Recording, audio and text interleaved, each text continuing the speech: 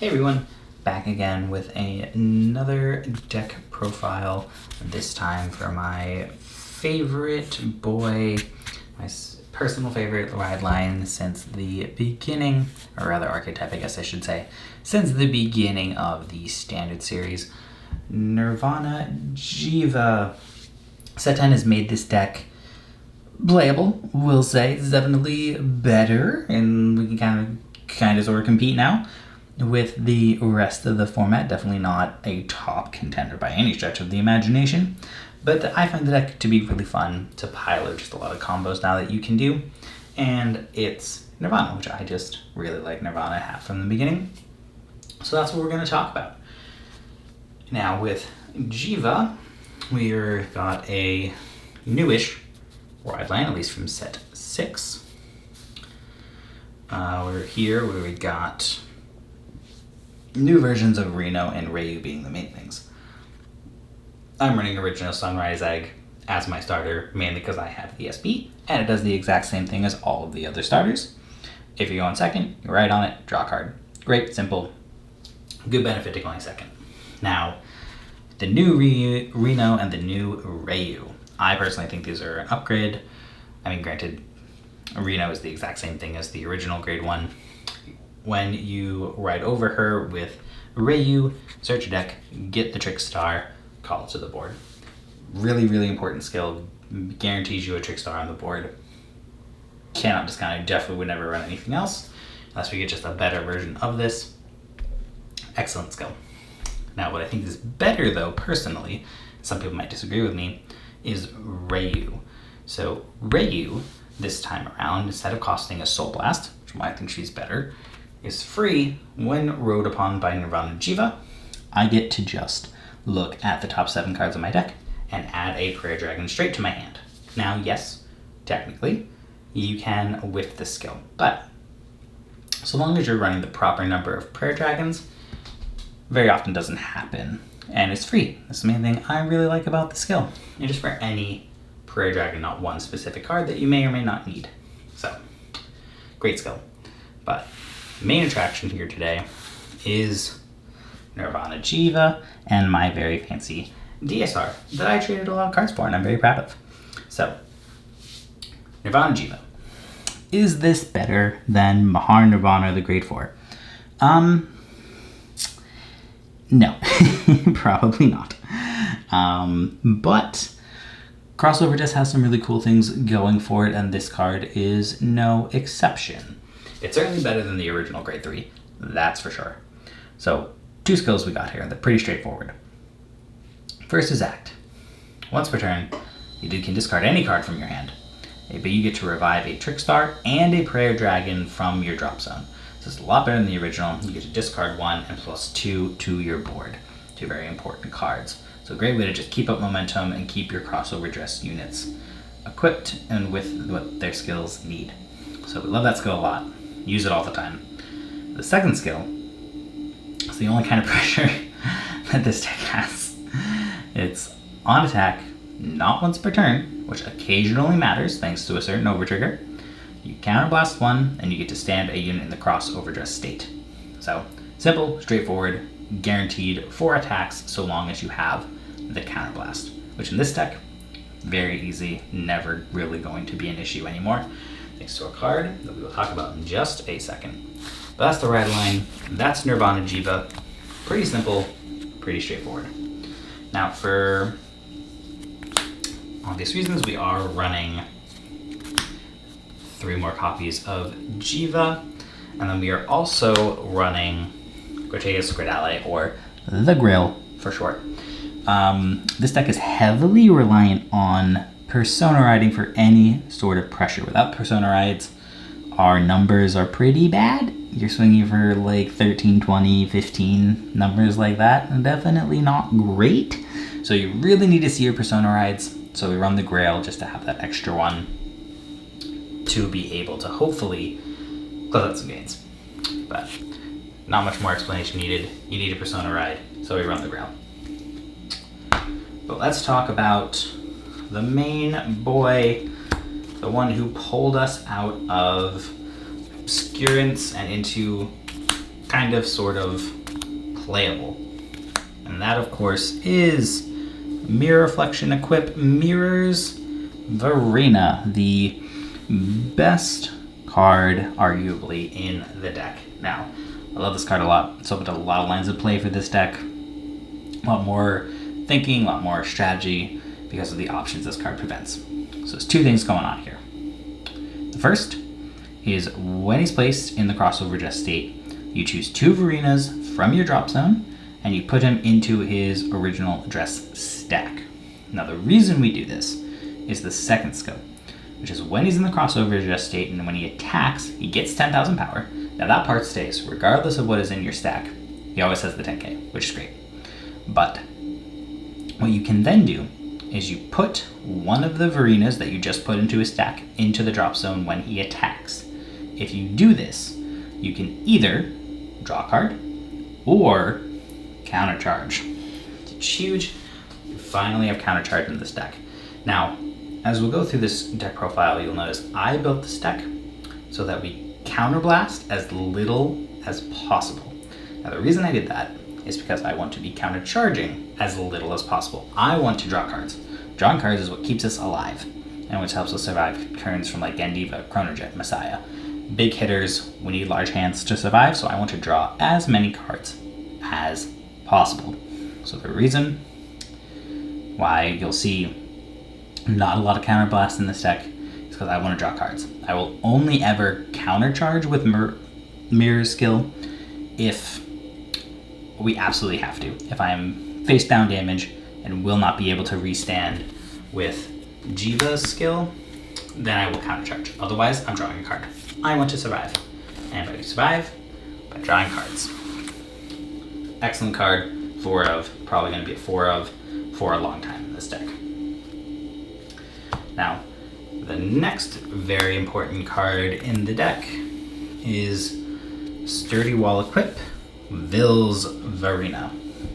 Now, I'll be honest with you, I tried to cut this card because I wanted to run more aggressive cards because this deck really needs more aggression. But the reality of the situation right now, in the meta, with Gandiva, with Messiah, with Chronojet, there's just so much removal, and so we have to keep running this card. So, what does Vils do? We've got 2 things going on, again. First is when he's in the crossover dress state, you get to, or when he's placed into the crossover dress state, you choose a card from your drop zone with the crossover dress ability that's not named him, and you get to put it in your hand. So this is a really important skill. If you've got your cards have been retired, if you just had to drop them for your ride line, you get to use this, put him into the crossover dress state, put it right back into your hand. Fantastic skill, but that's not the only thing. The second thing is his continuous skill. So long as he is in the crossover dress state, he cannot be chosen by your opponent's card vex. And then he's also plus 5k power and plus 10k shield. So it's a 15k intercept that your opponent cannot choose. They cannot retire it, they can't bind it, they can't bot deck it. This card cannot be removed by chosen card effects. Huge skill, very important, especially right now. So we run 3 copies. As much as I wish we could run more aggressive options, we need the defense, we need a card that can't be removed, and we need to recur from the drop zone. So for now, 3 copies. Now, for kind of our flex spot, which is really not a lot, because there's a lot of cards you need to run. We're running 1 copy of Garu Verena and 1 copy of Baram Verena, the shiny one. So, 2 different cards, 1 of each copy. Talk about what they do first, and then we'll talk about why there's so few of them. For Garu, pretty straightforward. If he is in the crossover dress state, he gets 10,000 power on both players' turns, and when he attacks, you have to call to guard, your opponent has to call to guard 2 cards from hand. So, really good guard straight, great finisher. Swing in, they have to call 2 cards to guard his swings, and that's for both attacks if you restand him with Jheva's skill. So, excellent card for finishing the game. 20k by himself, 30k in Persona Pride, 2 to guard both times. Great way to close it out. Now, Braum, on the other hand, is a grade 3, he's in the crossover dress state, during your turn only, fortunately not on both turns, if you're in the crossover dress state, he gets 10,000 power. If your opponent's like grade 3, he gets an additional 10,000 power. So he's your biggest beater in the deck. He's 33 by himself, 43 in Persona Red. But the other main reason he's here is that he has an on-hit skill. When he attacks, he hits a Vanguard. You can Soul Blast one and retire an opponent's column. So good little removal, annoying card. I like using him if opponents have like 3 damage. Swing with him first, put them in an awkward position where it's a big beefy attack, 33 to 43. Normally they want to just take that and not commit the guard, but if they do, they're losing a column. So now we're only running one of each because one, there's just no room in this deck. They're really tight on space. 2, between Vils Verena being able to recoup them from the drop zone, and then Prayer Dragons we'll talk about in a second, being able to just search the top card of the deck for them. I found it's not really an issue. You will find these cards also with how much this deck draws because of mirrors. You're going to find these cards. One way or another, you will get them, and you just save them for the moment that you need them. So far I found that one of each is actually working out fine. Would I run more if I had more space? Yeah, probably. But I don't. So, one of each. Now, the last grade 2 spot, that I guess you could argue could be one more copy of Guru or Braum, but I really like running good old Verena Arcs 1 original dress unit, the only one in the deck. So, this one's pretty straightforward. Been here since set 1.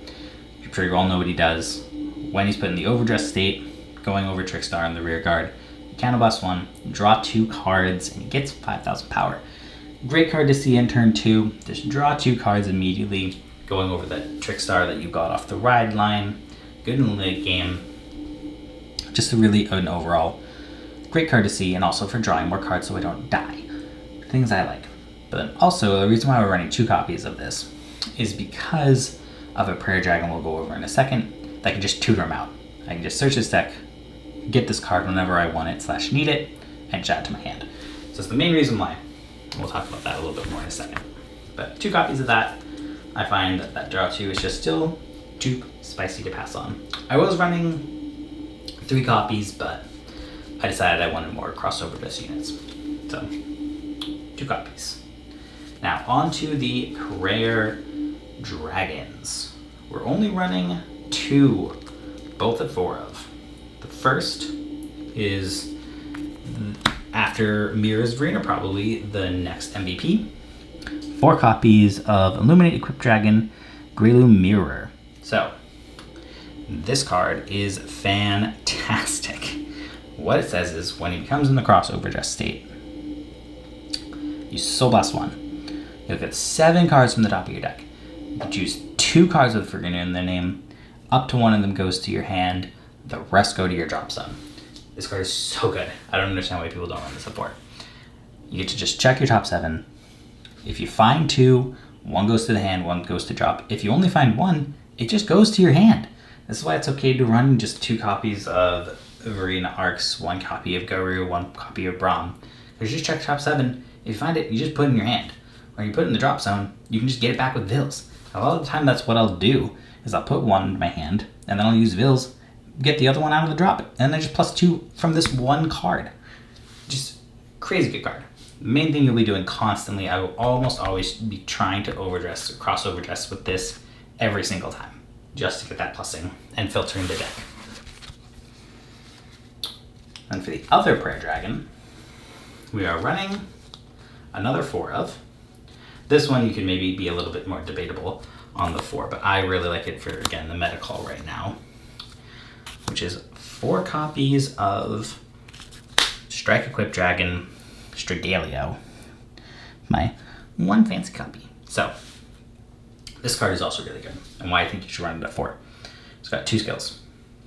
The first one is the really important one, and the main reason we're running it at 4, which is when you place it on rear guard from your hand, unfortunately not from anywhere, I wish, but if your Vanguard is Nirvana, you can discard a card, search your deck for up to 1 card with the overdress ability, specifically overdress, not cross overdress, so that allows us to just search out Mr. Arcs and just add it right to our hand.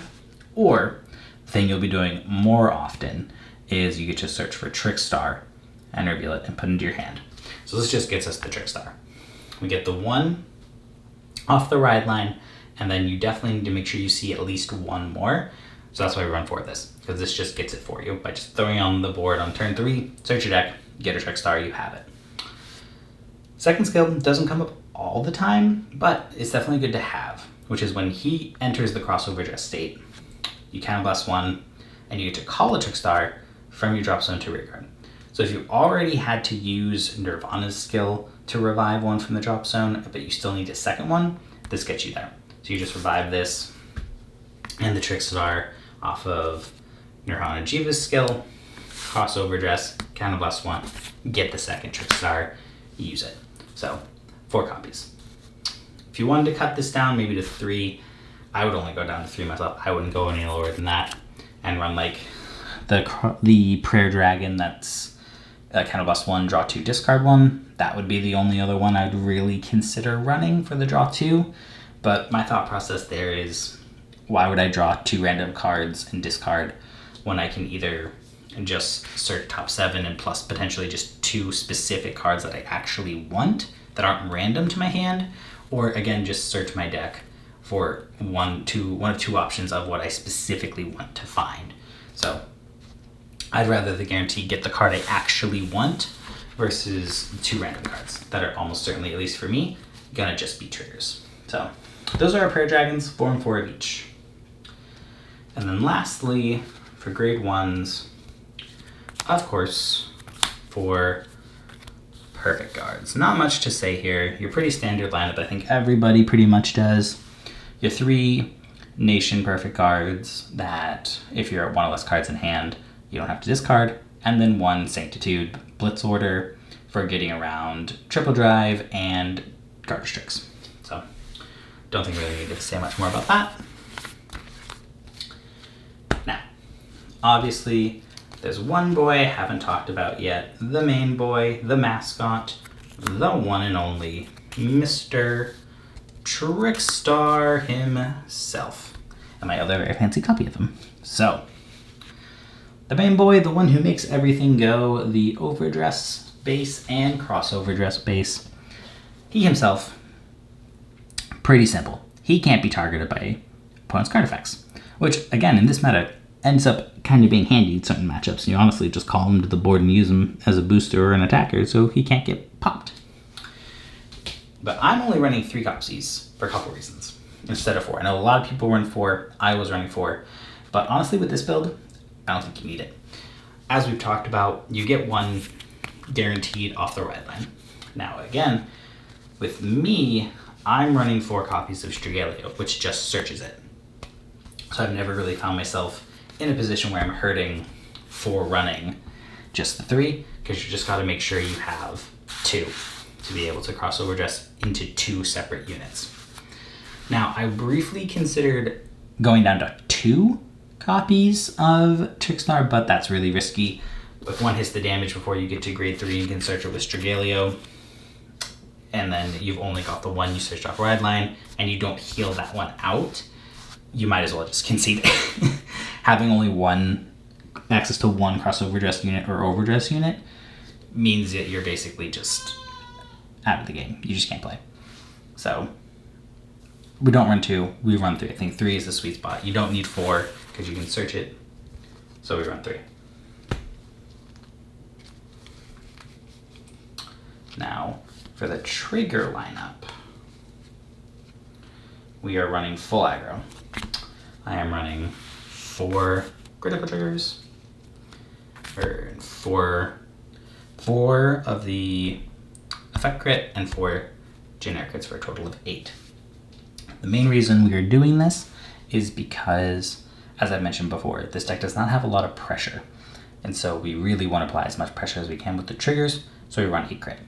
We don't really need the draws because, as with mirrors and with arcs, we draw enough cards. We don't need any draw effects with triggers, so because of that, we are also just going, again, full aggro, 3 front triggers.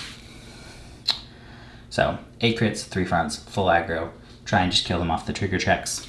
And the fronts, we obviously want to run the effect fronts because they are 20k shields. As I mentioned before, 20k shields, right now, especially in this meta, really important. You got a lot of decks with really big attacks. 20k shields really end up helping. So 8 crit, 3 front. Then for the heal lineup, I'm doing 2 copies of the generic heal, that's just 15k shield all the time. 1 copy of the restand, 1 copy of the crit. Definitely make an argument for 2 copies of the crit with the current meta. I'm running 1 of the restand just for variation. There are still a lot of those decks floating around, mainly Overlord and Minerva, but you could make, again, there's a lot of different ways you can think about it. I think there's no wrong answer. 2 crits, definitely not bad. 1/1 each, more. There's also the grade 1. Once we get more stride decks, we'll probably incorporate that too, but I like the 1/1 for now just for covering my bases.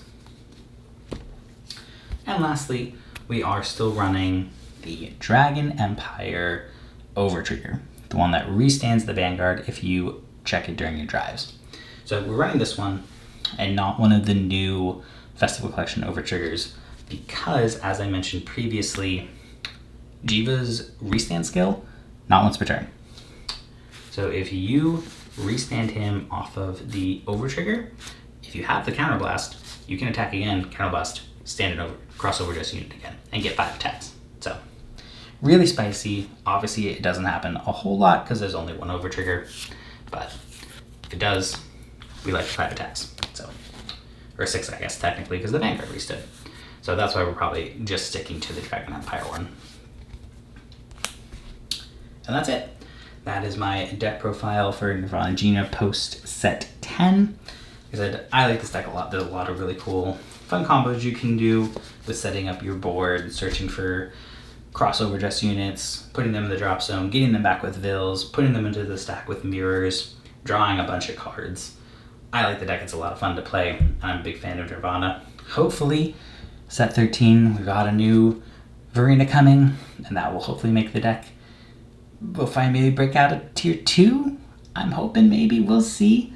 But for now, I got my fancy DSR. What else do you need? I've got 2 fancy DSRs. And really, you definitely don't need any more than that. So I like this deck a lot. If you have any questions, shoot them in the comments. I'll be playing this deck, even if it's not great. And look out for more deck profiles and matches from us. Thanks.